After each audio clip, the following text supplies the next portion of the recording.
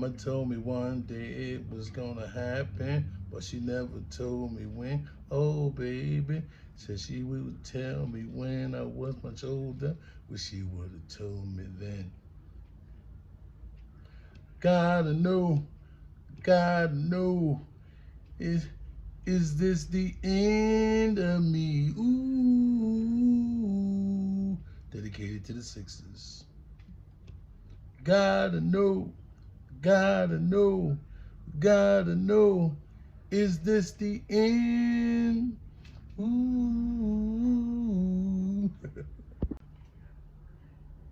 Is it? Party people, is that guy, A. Taylor, back in the building. One last time for this season, which is basically on the brink, staring down the barrel of our impending doom. It's not looking good, party people. Not looking good at all. You figure we basically on the brink, down 3-0.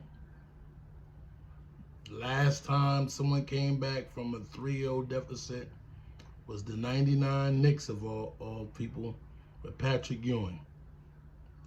Is there hope? Do I believe in it? Not based off what I've seen in the first 3 games. So call me pessimistic, call me whatever. Just call me keeping it real. So with that being said, how do we end up here? What's going on? First things first, kudos to the Knicks. They beat us every way you can beat somebody. They just straight drug us. Let's keep it funky. Let's keep it all the way funky. Let's not be cute about what we see.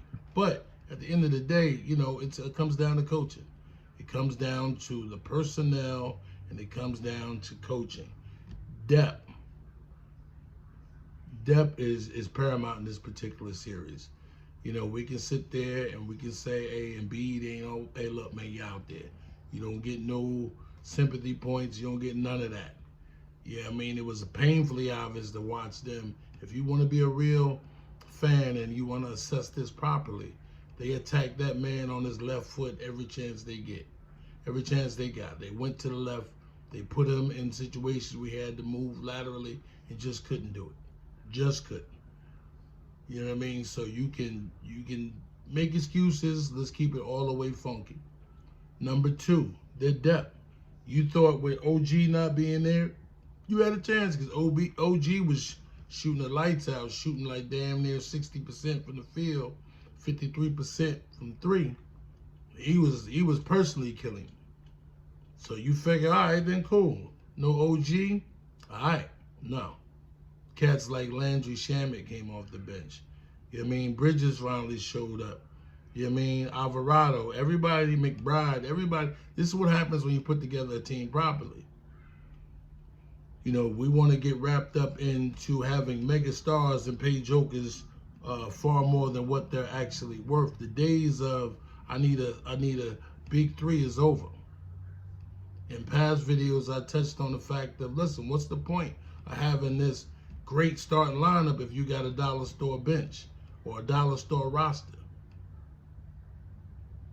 We got some of the dumbest bigs in the league with Bona and Drummond. Bona got all the effort in the world, but he's a foul machine. And Drummond, I mean, come on, dog. Like, seriously. But kudos to the Knicks and the entire organization. When you have basketball people in play, you get basketball results. Not just folks basing it off analytics. You know, Embiid sat there before the deadline and said, I think we got a shot. We just need to add a couple of pieces. And what did they do? They gave away. They gave away McCain for draft picks. As if we do well with draft picks. Draft picks mean absolutely nothing if you don't hit on them.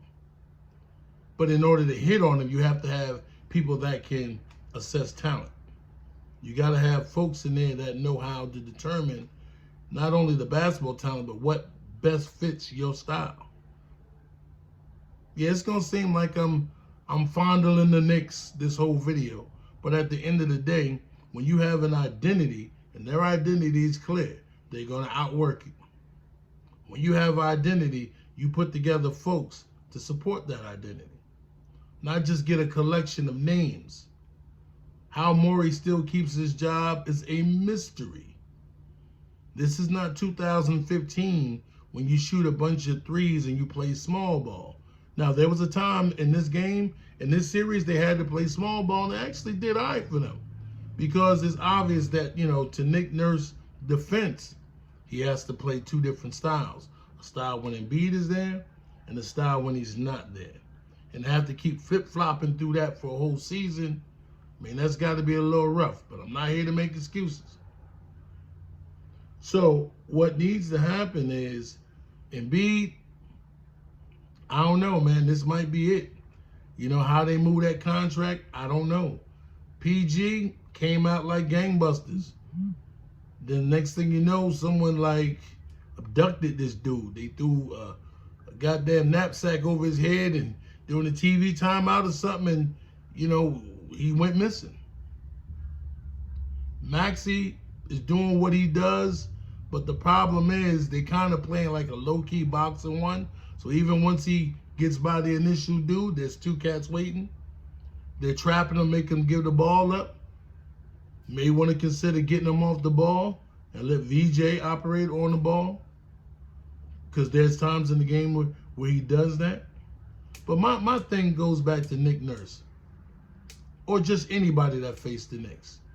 How in God's name are they out there with two little ass guards, 6'2" and shorter, and you're not punishing them? And I'm not talking about backing someone down for 20 dribbles. I'm talking about possibly cross-screening the free folks up.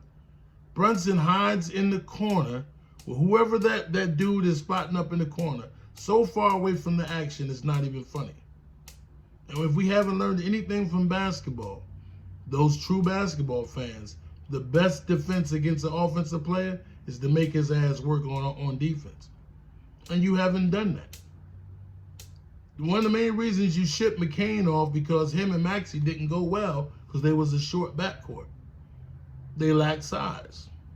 And here you are getting demolished by dudes that lack size. And could someone please put a body on Josh Hart? Please. Now, if that ain't what you're into, cool, no problem. Get ready to send your ass packing to whatever your favorite vacation spot is. But at the end of the day, roster construction is important. Sixer fans, I got to ask the question, keep it on the new edition theme. Can you stay in the ring? Can you continue to stand there and watch organizational malpractice? Because for you to shrink your roster, shrink your bench to what, like 7? And there's a bunch of dudes on there that bring you nothing? I mean, Knicks are going down today like dudes I ain't never heard before. That's roster construction, which is done by basketball people. You brought in Bob Myers. So once again, Bob Myers, I believe, is the guy from Golden State. You brought him in as a consultant. So once again, it goes back to the question, what is Elton Brand doing? Because he was once the GM.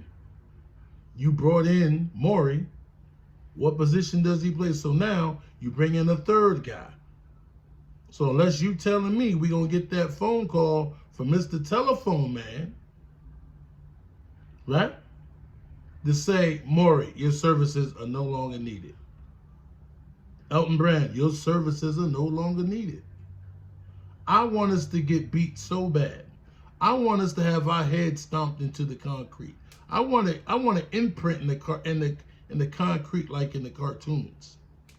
I want us to be made to bite the curb. So Josh Harris and whoever the front office folk is, owner Josh Harris, to say like, bro, this ain't working.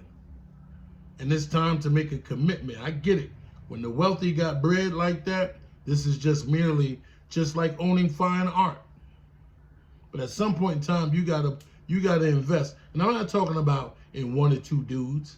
I'm talking about put together a winning program, not resting in the laurels on the fact that no matter what I roll out there, Sixer fans, or this goes out to any owner, when they know they're in a market where folk gonna come out regardless.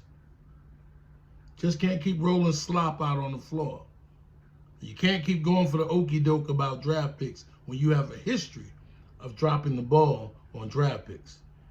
If you can't assess talent, draft picks mean absolutely nothing. If you don't have a particular style you want to play and you would draft folks according to your style you would like to play, and that goes from the coach and the GM working hand in hand. That's not going to happen. Hey, man, changes need to be made. That's all I got. Blessings, happy Mother's Days to all the moms out there. Even if you ain't got no kids of your own, I'm sure some of you ladies been a mother to somebody. Blessings, stay up, be safe. Better Productions, expect better because you deserve better.